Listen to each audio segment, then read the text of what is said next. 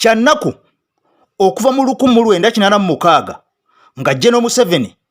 Yoweri Kaguta tibahabulwa ali mu ntebe akulembera eggwanga Uganda obanga alifuga. Essaawa zino amawulire gamaze okubeera nga galaga nti mwami Museveni byasiba bikutuka. Tuze tukola obutambi entakera n'entakera nga tubagamba nti obulamu obw'omwami ono bwandibanga buli mu lusuubo wadde nga sometimes tavaayo ku mpewo oba ne mumulabako ku mawulire ng'ebintu bino byogerwako. Kaakati nno amawulire gamaze dda okubeera nga galaga okusinziira ku butambi obwakwatiddwa bwogenda okubeera ng'olabako mukwano gwange mpuliriza omusajja essaawa yonna yandibanga munnanga asibula mu nsiibula eri nga taligenda kuddamu kubeera nga alabikako oba oliawo amaze okubeera nga alaga obubonero bulaga nti omusajja aweddeyo. Fena twamulabye ng'embeera gy'asiba mukwano gwange mpuliriza eyungula ezziga nga byasiba bikutuka. Kyokka mu mbeera y'emu emyaka 20 ng'omukyala mayiddwa nga Rebecca Kadaaga alitwala ono abadde mu ntebe y'obwa speaker era ne deputy speaker nga byonna bigasse wamu emyaka 20 kuba aliko deputy speaker emyaka 10 n'abeerako speaker omujjuvu emyaka 10. Ampuliriza ogenda kulira ebigambo ebitiisa essaawa zino zennyini nga tubikuwa ku nsonga eno. Kyokka nga nejjeno muhoozi Masaka ebigambo byamaze dda okubeera nga bimuddugalira kubanga olwo bamaze okubeera nga bamuteeka ku nninga essaawa yonna MK twandirabanga esaanawo. Kyokka mu mbeera y'emu Nuupu ng'egoba abali b'enguzi oba abakenuzi kakati ate ku ssaawa y'emu NRM aboogera ku nguzi ate yo beegoba. Oli ku mukutu EKTV Uganda kw'ossa Kaffe Uganda Media. Ampuliriza emikutu gyombi gino olunaku olwaleero sirinzekka mu studios ndimu ne mundange Ffe Uganda Media era essaawa zino zennyini ampuliriza nga sinaba kubeera nga nkwongerayo kamusabe n'obuwombeefu asooka atubuuzeko mu mbeezo y'olwaleero ogenda kubeera ng'okakasa kubanga ffe tuze tumaliridde. Kakati eke Yesebo nga sinaba kulamusa kubatuwuliriza Yesebo njala ntwala omukisa guno okubategeeza nti nze ow'ekitiibwa omugezi atula emabega w'emizindalo gya Ffe Uganda Media muganda wange era mbalamusizzaako nnyo mwenna abali okwetoola mu bitundu by'ensi yonna ebyenjawulo abatugobera ku mukutu gyaffe gyombiriri ogwa eke n'ogwa Ffe Uganda Media muganda wange mutusengejjera ensonga ne tukutuusaako agamawulire gennyini gwena okubeera ng'ofuna nga munnayuganda ag'enkyukakyuka ago gokka agakwata ku muntu owansi muganda wange. Ebigambo byo yamaze dda okubeera nga byonoonekera omukulu ono nga bw'ogenda okuba ng'obiwulira nga bw'ogenda okuba ng'olaba mu butambi obw'enjawulo muganda wange. Bas kakati nno twamaze dda okubeera nga tuggumira wabula gwe kyolina okubeera ng'otukolera kiri ekintu kimu sooka okwata ekigalo okiteeka ku vidiyo yaffe wabula emikutu gino gyombi Ffe Media Uganda kusa EKTV Uganda ampuliriza mikutu gya nkyukakyuka. Kakati gwe atayagala nkyukakyuka gwe atali muntu wa wansi atalumirirwa nsi yo ampuliriza wano wobeera wooli obeera oli wakyamu. Kakati nno olwaleero tugenda kubeera nga tukusosoterera ensonga ez'enjawulo wabula katandike ne General Museveni ebigambo mukwano gwange ampuliriza tuze tubikola nga tubiddiŋŋana omusajja yamaze kulabikako mu katambi kakati namwe maze okubeera nga mukkiriza. Mr.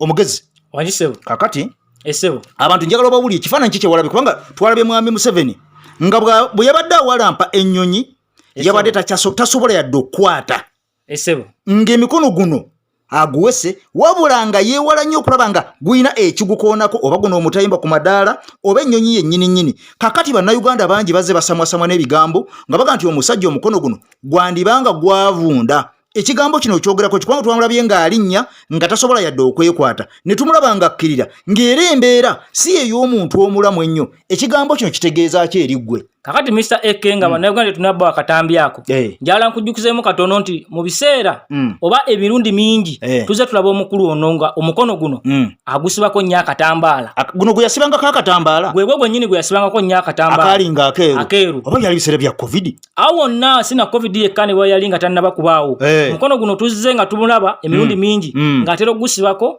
akawera akeeru era nga bannayuganda bagamba omukulu ono omukono guno lwaki agusiba nnyo? Ekibuuzo kibaddewo era ne kiviramu ne bannayuganda okutandika okuleeta engombe eyo egamba nti omukulu omukono gulabika nga gwakola ki? Gwavaako ne bateekako gwa buno obutunda engoye kitegeera abantu bwe bagamba. Kakati bannayuganda twagala tuwa akatambi kano nabo bennyini bakeerabireko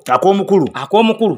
beeyawulirewo oba omukono ddala mutuufu oba si mutuufu. Kakati akatambi kabannaffe batuuliza oba abatulaba ku EKTV Ffe Media Uganda. Kakati nno katusooke tubatwale mu katambi kano bwe tuvaayo tugenda kuwanjulira ensonga y'emu tumale okubeera nga tugittanya naye sooka olaba akatambi kano ampuliriza sobole okubeera nga twogera ebigambo bino nga nawe omaze okubeera ng'obeerabirako nga weegasse butereevu mu mboozi yaffe olunaku olwaleero. Katukateekeyo akatambi. nkusaba osooke weetegereza omukono guno ogusembye n'ogwa right oba ogwa ddyo. Amadala singa gabadde gakyeyongerayo mukwano gwange mpuliriza, omwami ono abadde anaatera okubeera nga agwa ekigwo. Tunuulira omukono guno ogwa right tegusobola kubeera nga gukwata yadde okubeera nga gwekoona yadde okubeera nga gwesembereza ekintu kyonna, gubeera mu bbanga gwokka. Abantu beebuuza omukono ddala gwabaaki? Ebigambo byebyo bampuliriza. Okay, kakati akatambi omaze okubeera nga okalaba n'okanyonyoka bulungi nnyo. Mr. Omugezi, Essebo, akatambi abantu bamaze okubeera nga bakalaba, wabula ebibuuzo bingi kubanga twalabako omukulembeze w'eggwanga lyali lya Zimbabwe yafa, eyali amanyiddwa nga Robert Mugabe. Twamulabako ng'agwa ennume y'ekigwo mu conference M. Kakati ekifaananyi ekyo kyali kibi nnyo eri eggwanga erya Zimbabwe. Olowooza si we twolekedde, kubanga tulaba omukulu ono ng'ate abamu bassa n'ebigambo nga baga nti n'ebigere bino byandibanga biriko obuzibu. Olowooza sitwolekedde akaseera akazigizigi ngako okubeera nga tusuwazibwa n'okubeera nga tufuuka ekisekererwa? Emirundi mingi abakulembeze naddala mu luseero luno olwaffe olw'Afirika bintu bingi bijja bibatuukako. Twalaba n'omukulembeze yayitamu kaawo omusulo negumuyitamu South Sudan, omusulo negumuyitamu ng'ali mu bantu mu kamera, yali abali bayimba luyimba lwa ggwanga. Era kigambibwa mbu n'omu kwakwata akatambi ako ayinza okuba nga teyasigaza bulamu. Ati yali omu, okitegedde baali abantu babanga basatu, kigambibwa nti battibwa. Kakati nno kino tekiva ku kirala kyonna okujjako okubeera nga emyaka gikususeeko nga waliwo ebintu by'otatyayinako kontrol nga ggwe omuntu. Kiringa emmotoka bwekaddiwa obanga yingini yayo erina ebintu by'etakyasobola kukola naye nga gw'ogikaka kati kyekiri ku bakulembeze baffe bana abaki Abafirika. Waliwo n'akatambi ssebo ke twalabako ak'omukulembeze waffe yennyini Omwami Museveni wano wennyini mu ggwanga eryaffe. Lwakuba tuyinza oba nga tetugekalina essaawa zino naye nga tujja kanoonya tukaba abatulaba n'abatuwuliriza. Omusajja yanogokako Mwami Museveni akatambi abantu bakafuna era nange nakalabako. Omusajja yanogokako ne tugamba omusajja abadde bannanga alina akatambi ako katutere ku namba yaffe WhatsApp gyolaba ku screen. Akatambi ako tusobole okubeera nga tukatambuza ensi ekalabe. Kakati kitegeeza nti abakulembeze okweremeza mu buyinza kitwale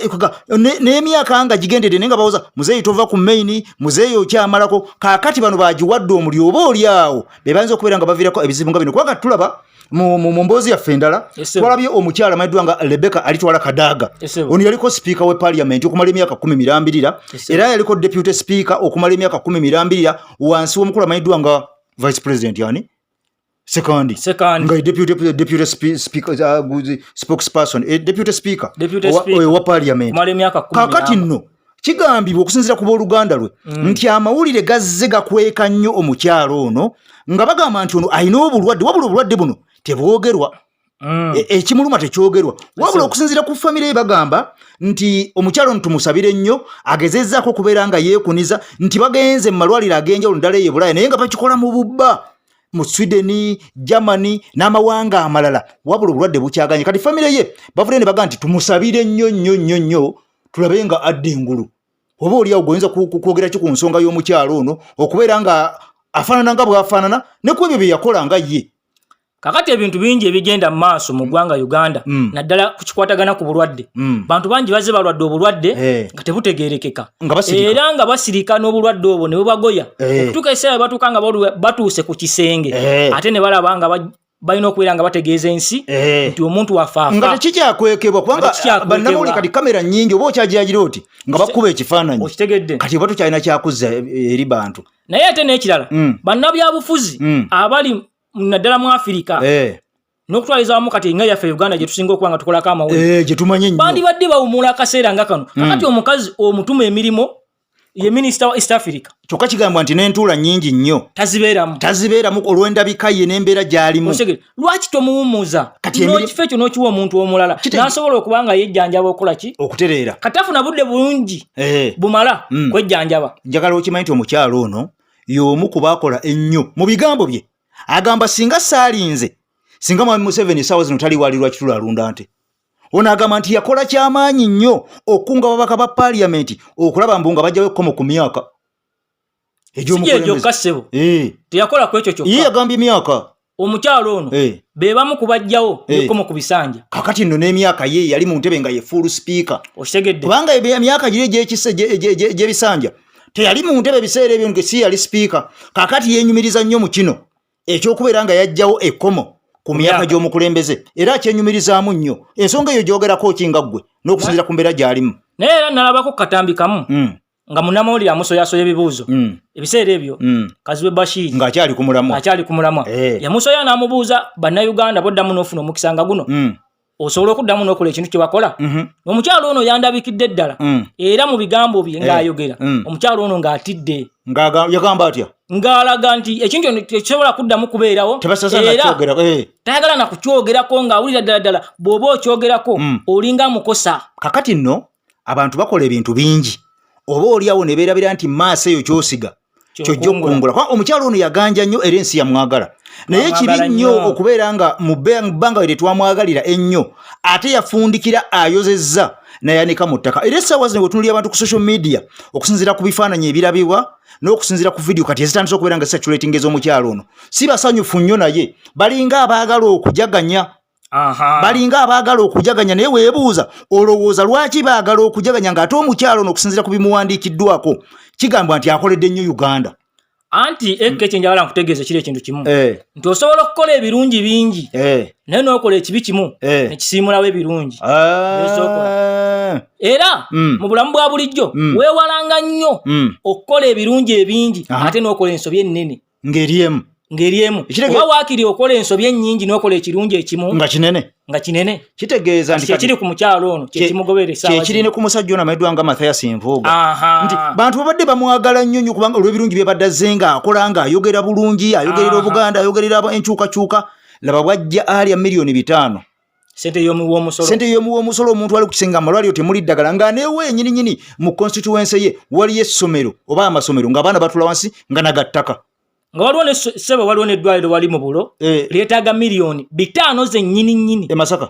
wano mu bulo mu Butambala $5,000,000 oba Mwanga Kivumbi ze beetaaga ate nga bonna bebamu bebanywa bali mu kagulupu osegedde ze beetaaga okuddaabiriza eddwaliro eryo era ze baasala gavumenti ezinoonyereza emyaka 2 zibuze $5,000,000 kyokka eza Mathias Mpuuga zalabibwa mu lunaku lumu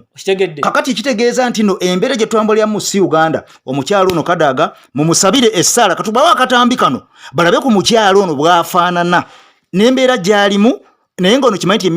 minisita owa East Africa essaawa zino ali representing ensi Uganda mu East Africa naye nga tunababba akatambi Mr. Eke nze mbadde mpisawo okusaba kwange nga nze omuntu nti gavumenti yandibadde ewumuza omukyalo ono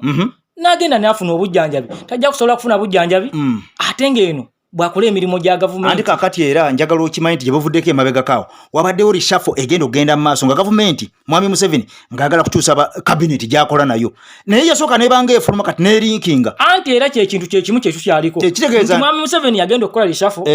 era muli ne gafuluma abalaga nti musajja mulwadde bye bino ku bye tugamba nti abakulembeze babanga bakooye bandibadde bawumula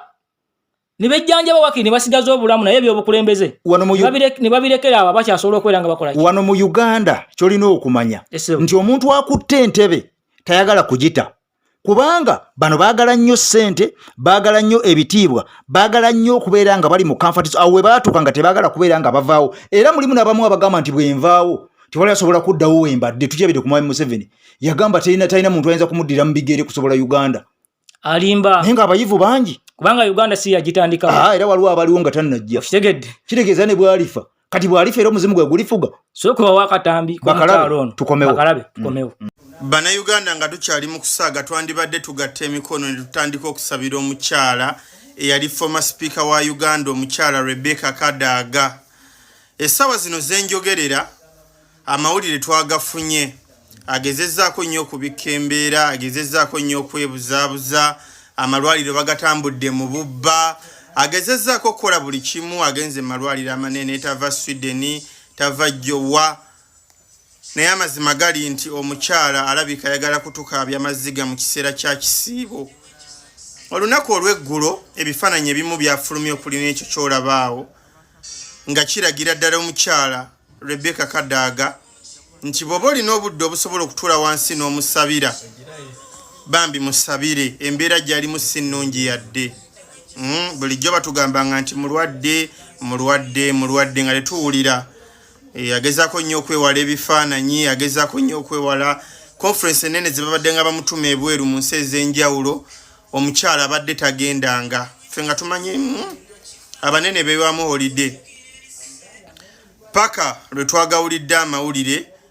ng'abafamire basaba nti bannaye mukyala mumusabire mugumu yeegumya akola buli kimu naye ng'alabika byasiba byebikola ki byebikutuka owange esebo kaakati twabadde tuli awo nga twakalaba omusajja President Robert Kyagulanyi Ssentamu Mitembo ng'amaze okufumula omusajja Mathias Mpuuga olw'obukenuzi n'okukozesa obubi ofiisi ye n'okulya omusimbi ogw'omuntu wansi omuwejjere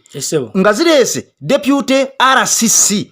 owa Lubaga Division amayiddwa nga Anderson Herbert Burora kakati ono yavuddeyo n'ayogera ebigambo ebyabadde ebikaawu eri bakamaabe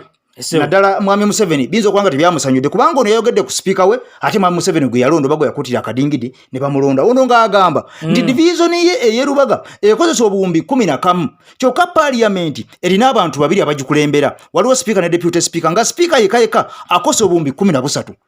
akugambe nti Lubaga division ekosa obuwumbi 11 yo nga division enamba n'abakozi baayo bonna kyokka sipiika omu akosa obuwumbi 13 n'agamba nti division enamba omuntu omu agisinga atya budget n'agamba deputy speaker wa Parliament afuna obuwumbi 11 ne miliyoni 3 nisa eke asooke nkusalemu ku kirimu nga miliyoni nga obuwumbi buno 13 oba obuwumbi buno 11 nga kuliko n'omusaala gwabwe ogwaki nga bo ba speaker ne deputy speaker zino sente ze zibawo okuddukanya ofiisi buli musaala omusaala mulala buli mwaka tugende maaso ze zibaweebwa kakati kyovola nti ne rope oba leader of opposition era naye alina sente zaweebwa okubeera nga addukanya ofiisi ye leader of opposition lwakuba nti omukulu amayiddwa nga Joel Ssenyonyi bwe yatuuka mu ofiisi essente zino zaasalibwa kubanga tujjukira nti bwe wali wakyaliyo omusajja oli Mathias Mpuuga essente zaali nnyingiko yali afuna biliyoni 4 ne miliyoni 4 Mathias Mpuuga biliyoni 4 ne miliyoni 4 nga Mathias Mpuuga nga leader of opposition kyokka honorable Joel Ssenyonyi w'ekitiibwa bwe yajja sente zino zaasalibwa nadda ku biliyoni 3 ne miliyoni 6 kitegeeza baamusalako miliyoni ezikwata mu 8 okusobola okulaba oba oliawo ng'emirimu gye bagita tetumanyi lwaki bakola ekintu kino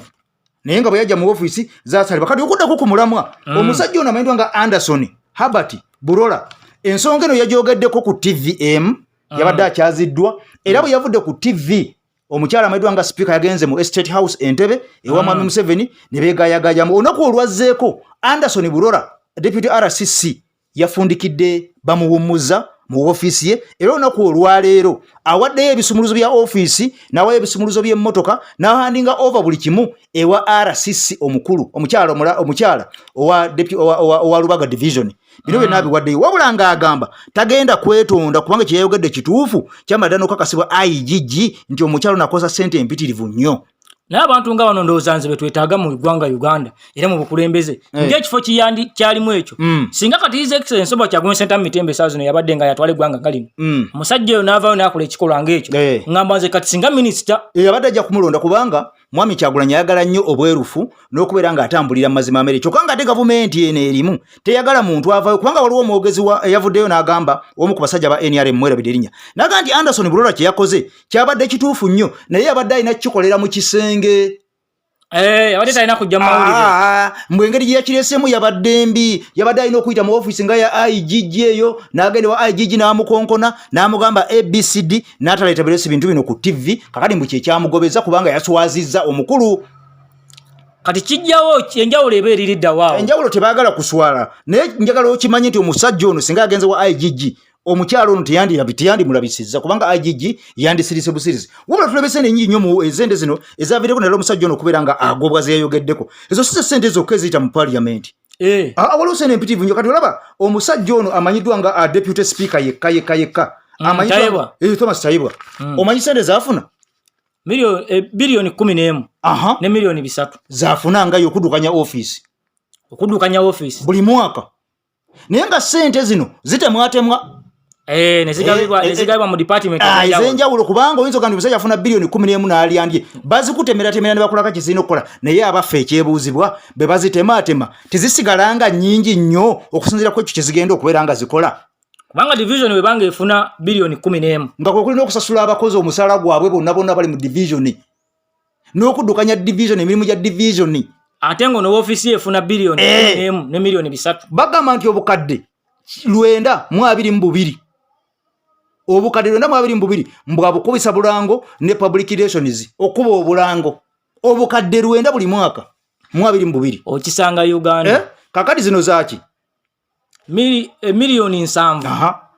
za meeting ne seminars milioni 7 seminar ne meeting milioni 7 omwaka atula meeting emirundi emeka kunywa kachai yawo ne boogeramu milioni 7 nga zigenze milioni 455 welfare ne entertainment omukulu alidde kaki akyakaliddeko mu concert yani agenzeko mu King Saha agenzeko mu nkuuka nagaba ku center webalenya agenzeko ku Serene wa Mayinja milioni 455 zizigwa mu Kowe zezo ze bamuwokola genda ko ebweru oliyego olire ne banno ochakale we surface na no ko surface ye surface okitegedde ye pije milioni 16 mu emitwalo milioni 16 mu emitwalo 8 za ITC za data internet nenga ku parliament waliwo internet yawe ebera kyo kimirimu bayina okubeera nga bagikolera kyokati ne bamwa milioni 16 emitwalo 8 buli mwaka za data kyokanga bamwa ne milioni ndala 9 mu emitwalo 6 za office property management kulabirira office kugula peni kukuba vanisi kugula kubitabo kufuwa ko mfufu kubisenge milioni 9 mu emitwalo 6 kyokanga ate bamwa ne milioni 10 mu 17 n'emitwalo 10 za odrop akuwadde obukulu wakuwakulya ate zino ebina mwatano mu 5 ezo za kulyako buli welfare ne entertainment ng'agenzeko mu King Saha ezo zalyako tasobola zambala kakati ate okwambala alina okufuna milioni 10 mu 17 n'emitwalo 10 za odrop essuuka sikyazagala njagala blanket yeno ate mu parliament wabagenze kwebaka andi newe yebaka nnyo okukyusa ku suuti ebyo byonna babitunuulira kakati ze milioni 10 omusajja zaafuna kyokka ate ekisinga okubeera nga kikwewunyisa alina ne bilioni 5 ne milioni 6 ezo ze zaki ez'okutravelinga ku mukulu agenzeko mu Amerika agenzeko Nakaseke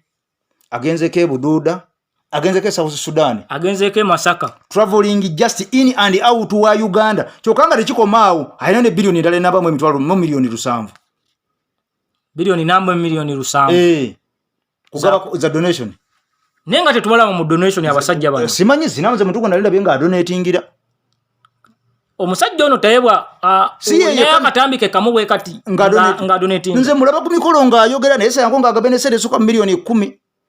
bilioni ene namba olowooza ayinza okuba nga agimalawo omwaka bwe bagamba buli mwaka tebamwana endala kakali kisinga okubeera nga kikwewunyisa ate ng'ezo ssente si ze zokka waliwo ssente zizo wabadde oyogeddeko endala ezisaasaana mu parliament ze nawulidde oyogerako wali ssente eza parliament yonna eyawamu nga musaala nga si musaala ezo zota tumanyi kyezikola era bannayuganda zebasinga okubeera nga baagala okumanya kyezikola oba zino zimuleeteddwa obuzibu ku social media nga bantu bazibuuzaako ezo zennyini ze twagala okumanya nti bwobanga ofuna bilioni 13 mu ofiisi yo eyiyo nga okudukanya emirimu gyo ate zino endala ze bagamba nti za parliament zikola ki nawe tebagamba ziri bilioni 945 ne milioni 5 buli mwaka ezo zikola mulimu ki nze nali mmanyi nti ezo bilioni 945 ne milioni 5 ze bakwatako ne batematema nti olitwalako 13 nti Joel Senyonyi twalako zino owali level opposition tayebwa twalako 10 zino ze babuuziza omukyalo ono n'anyiiga nnyo ne parliament n'agigoba paka ng'ennaku z'omwezi 28 ezo n'atandika okwekwasa mbu simanyi olw'okuba byebisiyaga ate ebisiyaga kakati ng'azibikira zino azibikira ezo nze nawulira bagamba nti omwezi parliament ekosa bilioni 79 buli mwezi tetumanyi kyezikola kubanga ziri ze babawa zitemebwatemebwa yezikola kati zino zikola ki zino ze bagamba nti buli wiiki bakozesa bilioni 18 ne milioni 2 zezo zennyini ssebo zezo zennyini ze tubuuza zikola mirimu ki kyokka olunaku bakozesa bilioni 2 ne milioni 6 buli lunaku mu parliament zezo ze bagatagatta kitegeeza essaawa bakozesa ssente meka essaawa emu bakozesa milioni 18 mu parliament buli lunaku buli ssaawa ebeera milioni emu milioni 18 buli ssaawa mu parliament ze bakozesa Katonda wange kitegeeza naye ng'ekyenjawulo ekiriwo ekobo kitegedde ekinyusi abantu njagala bakifune nti ssente zino teziri kuziri zebawa office ate omusaala teguli kuzino zino ze bafuna omusaala simanyi milioni 20 teziri kuzino balina omusaala guli wali office zine sente ziri wali ati nezino bilioni olwenda nazo ziri wali bali buli lunaku ko bakosa bilioni 2 ne milioni 6 baba na Uganda batufuna bulungi bali ko kubanga bakifunye bulungi osegedde ekintu ekyo kakati kino kye kimu kubyavideko Anderson Bulora okugobwa kubanga yakyogeddeko ate zino yazikonyeko ezo tiyazikonyeko yakonye kuzirizo kanti nyingi kubanga tumanyi nti omukyala amaidwa nga speaker parliament buli lunaku yali enokwera nga afuna $900 kati ne bikyuka kati ali mu 10,000 afuna $10,000 naye nga yake milioni zisuka milioni zisuka nga 13 oba 14 eza Uganda zitambulira buli lunaku yeyongeza akasente ate nga lekaise makuba nti parliament nti ekaise bulungi nnyo naye nga kisinga okwewunyisa omusajja ono yafiira olanya nga sipiika taweza bilioni 4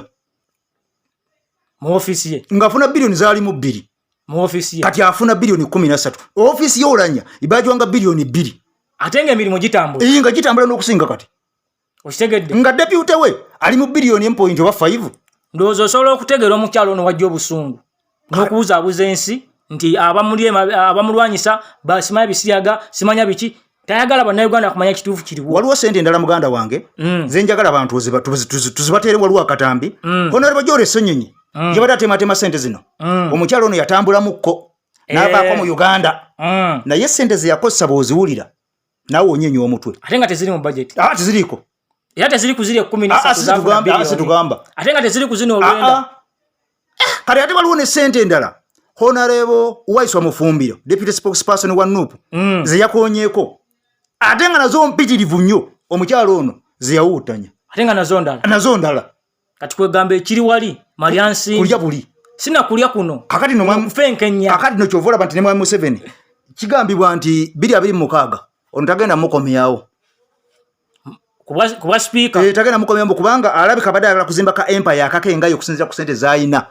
era kigambibwa mbu ayagala kuteekawo kibiina kye kya byabufuzi amwesimbeko gegali mu nkubo kubanga sente alina nnyingi asobola okudda ku ludda olw'opposition kubanga ayagala mbu ntebe ya mukulu atokiraba kakati kyovola enkiko za NRM zibadde zitulenda ku zino bamugobamu kituufu nabonna bafunako kakati bamugoba mu nneeke ya NRM abantu mbaja tubawo obutambi buno babuwulire tubateereyo tuva mu butambi buno tuze tusiibula ensi ndiwuzera tugenda kuba tusibula busibuzi tuva mu butambi ati tunasula wano nga tetunagenda mu butambi njala abantu bano bategere tutambula n'omusajja Haji Miti omusomi w'edduwa kungwe naddala mu kisiibo kino akuteerako akabaani muganda wange obanga olina ekizibu kyonna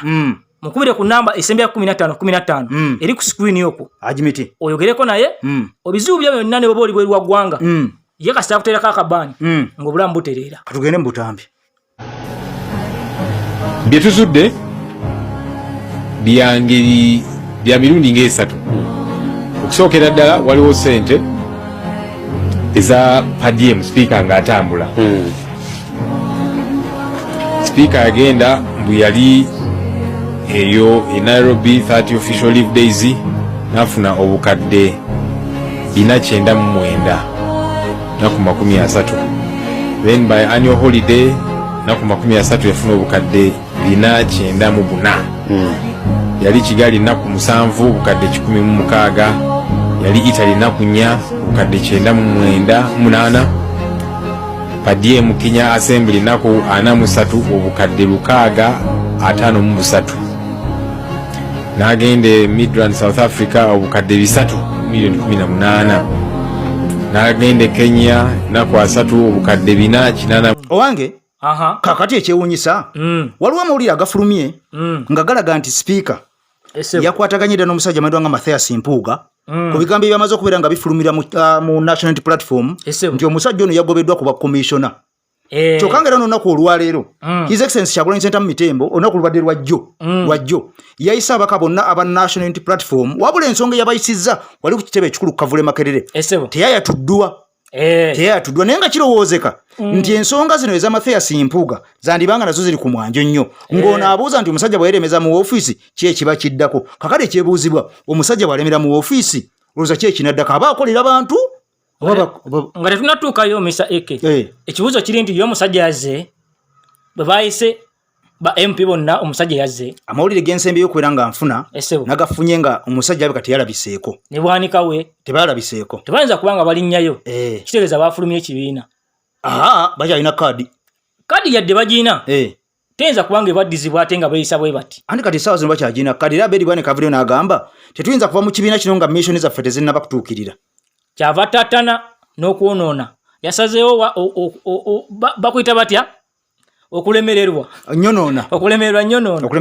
naye nga byonna mu byonna omusajja ono ajja kuwaayo ofiisi mpuga ajja kuwaayo ofiisi anti kakati amawulire agali galaga nti Parliamentary okusinziira ku sipiika ibyo bagamba nti omukulu Kyagulanyi Ssentamu ne Nuupu tebalina buyinza ate bugja musajja ono mu ofiisi ate mwe baamuteeka anti commissioner akolera opposition wa opposition gyali n'abatali ku opposition nabo gye bali kyokka yo Parliament egamba ngayo okusinziira ku Anita Amongo sipiika bagamba nti omuntu bwe mumusindika mu Parliament mwogwammwe guba guwedde anti era Parliament erina okumugjayo yo nga njagala nkulaga Mr. Eke kiri bwekiti nti nze bwe mbanga nina omwana nga nze mufuga ne muleeta ku ssomero lyo osobola okungamba nti omwana ono tomutwala mugezi naye nga nze muweerera ekituufu okitegedde nja kusalako obusazi ku fees anti essomero lisobola omuweerera anti kati essomero bwe limuweerera lwe aba afuuse kyewaggula bw'anaawumula anaddawa kitegeeza nti kakati ne Mathias Mpuuga bw'alemera mu ofiisi aba takyasaavinga bantu olwo aba akolera mu Museveni aba amaze okweyambula ng'akakisizza ddala nti bannaye munda bakakati nkolera sayidi eno sikyali muntu w'abantu nti nkolera bantu nkolera dikitera mu Museveni era nze bwensinga okusimba essira ku kintu ekigenda okusinga omuwaliriza okuwaayo ofiisi yadde bakama be nga bwe kigambibwa nti bakama be bamugamba towaayo ofiisi kyekyo anti ekibuuzo kigenda kubeerawo nti gwolemedde mu ofiisi abantu abakusindikayo tugambe vaayo kati gwokoleraani eyeremezaayo anti kakati kitegeeza kubanga ne bwe yali ku CBS yagamba nti kyannaku nnyo mwami Kyagulanyi banonda ne banteeka ku bakomishona naye kyannaku nnyo ate obuyinza omunziyayo tebabulina mu bigambo bye era naffe tetunnamu kaka mu kuwandiika kwonna temuli ku mukaka nti vaayo era tusaba musabe mu mirembe naye ffe wetunatuuka ekiseera nga alemeddeyo twebuuza akoleraani era ansi ejja kubeera nga weeri eba yeeraga bwerazi nga yeeragayo aba takyakolera bantu kati yaba alina ekyokuddamu eggwanga ampuliriza oli ku EKTV Media Uganda ne Fe Uganda Media emikutu giri ebiri subscribing oba oli eno oba oli eri kakati ojja kumanya nti nno enjawulo weeri ku mikutu emirala mbadde Eke Master emabega w'omuzindaalo muganda wange abantu bano saagala nnyo kubasiibula nga siwaddeyo kalowoozo kalunaku lwaleero kaba otuvono abantu bonna abatuliza mu nsi yonna tetuzikiza tetulina kubeera nga tuzikiza tulina kubeera nga twongerako kubanga enjawulo tugirabawo essuula empya muganda wange mu byobufuzi erabika nga weeri nsigadde nze omugezi emabega w'emizindaalo nange Eke Master emabega w'omuzindaalo Ssaabasajja Kabaka awangaale alamula Obuganda.